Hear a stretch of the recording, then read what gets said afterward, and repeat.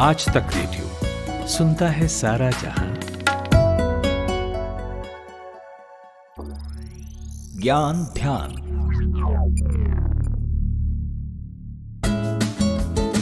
दोस्त, सुबह सुबह उठते ही ना बेड से मुझे चाय की बड़ी तलब मचती है कि साहब एक कप चाय चाहिए ही चाहिए, वरना सिर दर्द होने लगता है। हो सकता है ये कहानी आपके साथ होती हो, नहीं भी हो सकती है। अच्छा, चाय का जब भी जिक्र आता है तो एक चीज़ बड़ी कॉमन है, बिस्किट। ज़्यादातर लोग बिस्किट खोजने लगते हैं चाय के साथ और यही खाना प्रेफर भी करते हैं। और अगर इसकी जगह ना चाय के साथ रस्क मिल जाए तो भैया सोने पे सुहागा, क्योंकि ज़्यादातर लोग चाय के साथ रस्क के अलावा कुछ खाना पसंद करते नहीं है। मेरा तो एक दोस्त है जो अपने यहाँ ना डब्बे भर के रस्क रखता है और चाय के साथ वही खाता है। लेकिन यार बात यह है ना कि हम 2 रोज़ पहले यूं इंटरनेट पर न्यूज़ पढ़ रहे थे, स्क्रॉल कर रहे थे न्यूज़ को, तो अचानक एक आर्टिकल आया सामने जिसमें डॉक्टरों की मार्फत ये बताया गया कि रस्क जो है वो सेहत के लिए हानिकारक है दोस्त। तो अब ये पढ़े तो दिमाग खनका, फिर इस टॉपिक को ना और खंगाले इंटरनेट पर, तह में गए, तब पता चला कि रस्क खाने से आपकी सेहत पर क्या क्या असर पड़ सकता है। इसलिए फिर सोचे कि बात अपने तक सीमित नहीं रखते हैं, आप तक भी लेकर आते हैं। इसलिए आज के ज्ञान ध्यान में अपन इसी पर बात करेंगे कि रस्क खाना आपकी सेहत के लिए हानिकारक क्यों है और डॉक्टर इसको खाने की सलाह क्यों नहीं देते हैं। तो चलिए आज की पाठशाला शुरू करते हैं। नमस्कार, मैं सूरज कुमार हूं और आप ज्ञान ध्यान सुन रहे हैं। सुबह सुबह गर्मा गर्म चाय के साथ बहुत से लोग बिस्किट या फिर रस्क खाना पसंद करते हैं और ये बहुत कॉमन है। एक साथ 4-4, 5-5 रस्क खाने की आदत होती है और अगर है तो संभल जाए। ऐसा इसलिए क्योंकि रस्क के सेवन से रिस्क है। क्योंकि दोस्त, रस्क जिस आटे से बना होता है वो रिफाइंड आटा होता है। इसमें चीनी की मात्रा अधिक होती है और तो और खराब क्वालिटी का तेल इस्तेमाल होता है। खास करके लोकल क्वालिटी के रस्क के सेवन से तो बचना ही चाहिए। डॉक्टरों के अनुसार रस्क में एक्स्ट्रा ग्लूटेन, सस्ते तेल, चीनी, रिफाइंड आटा, फूड एडिटिव्स इत्यादि होते हैं जो सेहत को तो नुकसान पहुंचाते हैं। रस्क के सेवन से ब्लड ग्लूकोज लेवल बढ़ सकता है और इससे इन्फ्लेमेशन की समस्या हो सकती है। यदि आप रोज जल्दी जल्दी रस्क का सेवन करते हैं तो इससे ग्लूकोज लेवल अस्थिर हो जाता है, जो कि इंसुलिन रेसिस्टेंस का कारण बन सकता है। इसके साथ साथ सिस्टमेटिक इन्फ्लेमेशन की समस्या होती है जो शरीर में मेटाबॉलिक संबंधित समस्याएं को जन्म दे सकता है। रस्क खाने से पेट में बैड बैक्टीरिया का भी विकास होता है और ये इम्यूनिटी पर भी नकारात्मक असर डाल सकता है। पाचन सही नहीं होता है, पोषक तत्वों का अवशोषण नहीं हो पाता है, साथ ही जो फूड क्रेविंग्स है ना वो भी ज़्यादा बढ़ जाती है।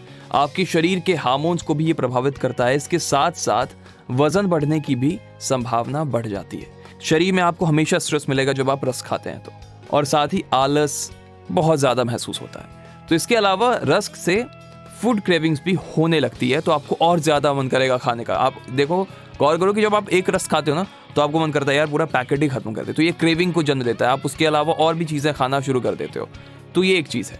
तो अब ये तो एक बात हो गई, लेकिन सवाल ये है कि अगर हम चाय पी रहे हों तो रस्क के अलावा इसके साथ और क्या खा सकते हैं, या फिर कुछ ज़रूरी भी है क्या चाय के साथ कुछ लेना, इंटेक करना। बता रही हैं फोर्टिस हॉस्पिटल मुलुंड में डॉक्टर अनीता मैथ्यू।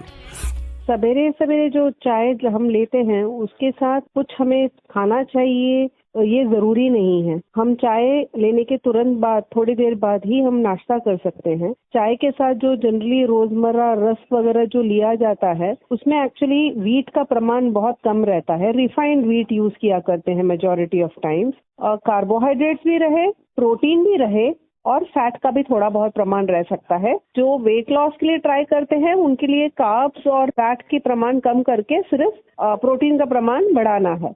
और ये अपना नॉर्मल जो इंडियन डाइट है उसमें काफी हद तक अपना प्रोटीन कंटेंट ठीक ठाक रहता है if you do the traditional Indian diet. जैसे हम अगर मसलन इडली सांभर लेते हैं तो उसमें एक गुड मात्रा ऑफ प्रोटीन कार्ब्स रहता है and with a small amount of fat which will be in the form of chutney, and your sambar gives you protein, and जो दाल है ऑलरेडी जो इडली में है that will give you protein and a little bit of carbs in the form of rice. These are called as ideal breakfast, जिससे sudden spike of sugar नहीं होता ना, और this will also not cause you to become obese, because इसमें बहुत ज्यादा carbs भी नहीं रहते। अब हम ना इंग्रेडिएंट पे आते हैं रस्क के। रस्क में रिफाइंड गेहूं का आटा या मैदा होता है, साथ ही में चीनी, सूजी, refined vegetable oil, artificial flavours, food edibles इत्यादि इत्यादि ये सब डाले जाते हैं। ये सभी सेहत को किसी ना किसी रूप में नुकसान पहुंचाते हैं। गेहूं के आटे को अत्यधिक प्रोसेस्ड करके रिफाइंड गेहूं का आटा तैयार होता है, जिसका इस्तेमाल रस्क बनाने के लिए किया जाता है। ऐसे में इसमें फाइबर, विटामिन्स, मिनरल्स, चोकर, कोई भी चीज़ नहीं बचता है। सिर्फ 2 रस्क खाकर ही आप शरीर में चीनी के नाम पर ना एक्स्ट्रा कैलोरी खा लेते हैं। ठीक उसी तरह से रिफाइंड ऑयल में भी किसी तरह के पोषक तत्व नहीं मौजूद होते हैं, क्योंकि इसे बनाने के लिए बहुत अधिक प्रोसेस किया जाता है। तो इस तरह के जो तेल होते हैं उनके इस्तेमाल से शरीर में इन्फ्लेमेशन होने का रिस्क ज़्यादा बढ़ जाता है। कुछ रस्क सूजी से बनाए जाते हैं और इसमें भी फाइबर या दूसरे न्यूट्रिशंस ना के बराबर होते हैं। Artificial flavours, food edibles, preservatives में भी कई तरह के केमिकल्स होते हैं जो सेहत के लिए अनहेल्दी होते हैं। रस्क को ब्राउन रंग देने के लिए इसमें ब्राउन फूड कलर का इस्तेमाल होता है और ये रंग भी ना सेहत के लिए हानिकारक हो सकता है। इसलिए बेहतर है कि रस्क खरीदने से पहले उसकी क्वालिटी ज़रूर देखें। 100% होल व्हीट या चोकर्स युक्त गेहूं या सूजी से बना रस्क ही खरीदने पर जोर दें। तो उम्मीद है आपको आज का ज्ञान ध्यान पसंद आया होगा। कोई सुझाव हो, शिकायत हो या किसी टॉपिक पर आप ज्ञान ध्यान सुनना चाहते हो, ज़रूर भेजिए।